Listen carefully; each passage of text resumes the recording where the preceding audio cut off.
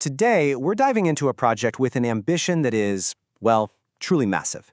We're talking about building a blockchain from the ground up, not for speculation, but to tackle some of the most stubborn economic challenges facing an entire continent. This is Alkebuleum. It's a radical blueprint for a self-empowered, decentralized future for Africa. So let's break down exactly how it's supposed to work.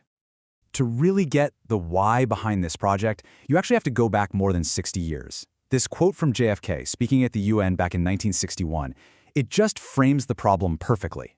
The argument is pretty simple, right? True independence isn't just about having a flag and borders. It's about economic self-sufficiency, it's about having hope for the future. And that really gets to the heart of the issue.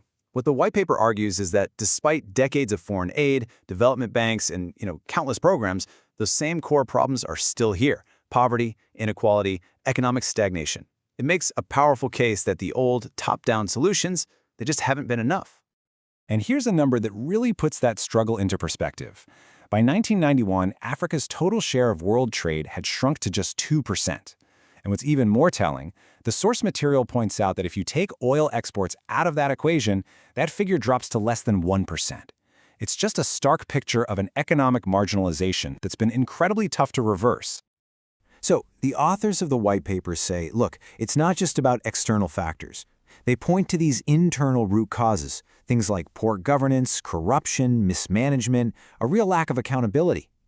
They argue that these systemic issues create an environment where all that top-down aid often fails to stick, because the foundations themselves are broken. And that leads us to the paper's core idea.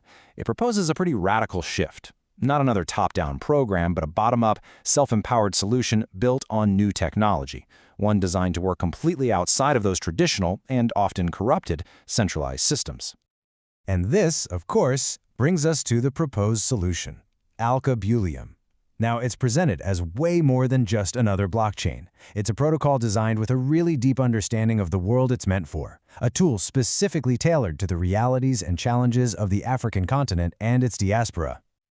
Even the name itself is deeply intentional.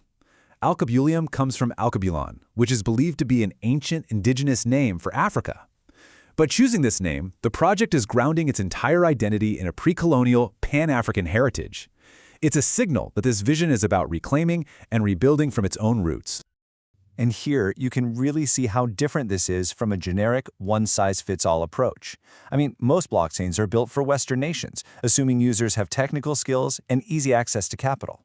Alkebuleum starts from a completely different place. It puts user education first. It accounts for the fact that people might have limited capital to run nodes, and it's built to solve specific local problems. Okay, now this is where the design gets really, really pragmatic. The project flat out acknowledges that aiming for full decentralization on day one isn't just impractical, it could be pretty dangerous for a community that's still learning the tech. So instead, it proposes this carefully phased approach. The white paper uses this great analogy of training wheels. You don't just hand someone a complex piece of machinery and say, good luck. You provide a stable, supportive structure that lets them learn and grow, with the whole point being to remove that support once they're ready to ride on their own. So these training wheels take the form of a three-part structure. First up, you have the community DAO, that's the Decentralized Autonomous Organization, basically the community's government. Then there's a legal foundation to handle real-world stuff like contracts and payroll. And finally, a technology devco to handle the core engineering. Together, they provide stability while the community gets up to speed. And what powers this whole ecosystem? Well, that's the native token, AlcoCoin, or AKE. As you'd probably guess, it's used for transaction fees, for staking to help secure the network, and this is crucial for governance, giving token holders a real say in the DAO. And the total supply is capped at 1 billion tokens. At the very beginning, that supply is split among those three founding branches. The foundation gets 45% for long-term stewardship. The community DAO controls 30% for all those grassroots initiatives. And the tech company gets 25% to fund the core development. The split really reflects that initial balance of power and responsibility.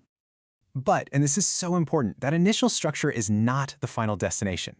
The entire model is designed with one single goal in mind: to eventually take off those training wheels and hand complete control over to the community. And this is all driven by a really powerful statement from their governance model. The idea is that the DAO isn't just for show, it's not some symbolic thing. The end goal is for it to become the actual operating system for everything. managing the treasury, the strategy, even the protocol upgrades. And this doesn't just happen overnight. It's a clear, deliberate process. First, the Trinity provides that stable foundation. Then, as the community gets more educated and participation grows, responsibilities are slowly transferred from the foundation and the DevCo to the DAO. Eventually, the DAO is mature enough to take full control, and the training wheels aren't needed anymore. The Trinity is just a bridge, not a permanent fixture. And what's really cool is this phased approach is mirrored in the tech itself. It starts with a more controlled, permissioned network to put security and education first. Then it transitions to a more open, stake-based system as the community grows. And the ultimate long-term goal is a fully decentralized consensus model where anyone can participate. The tech and the governance are designed to grow up together, step by step. Which leaves us with the ultimate question, doesn't it? The ambition here is just enormous, trying to solve problems that have stumped global institutions for decades. The Alkebuleum white paper lays out this incredibly detailed, context-aware, and practical plan. But can a technological blueprint, a new model of decentralized governance, actually rewrite an entire continent's economic story? Well, that remains the profound and very hopeful question.